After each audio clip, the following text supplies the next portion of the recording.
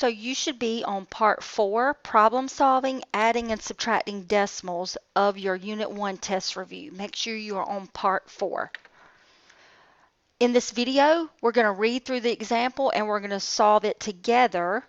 Then you will go back to your Satori storyboard and answer the quiz question that is placed there. So look at the example that you see on your handout.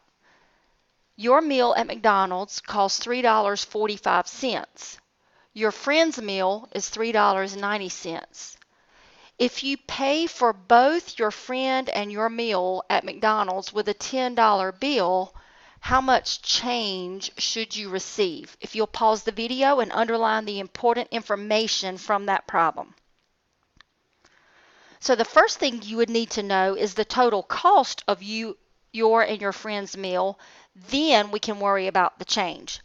So right now we're going to line up our decimals and we're going to add your meal from McDonald's and your friend's meal. If you will pause the video and show this work on your handout. Okay, after you wrote down your addition problem,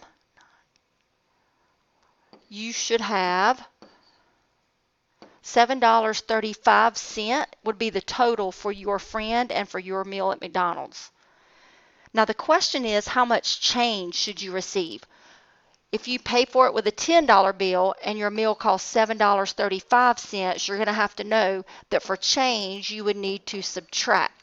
So we're going to subtract the price of our meals from the amount we paid, which is $10. If you will pause your video and solve the subtraction problem. Okay, you should already have the subtraction done, but I'm going to go through it now.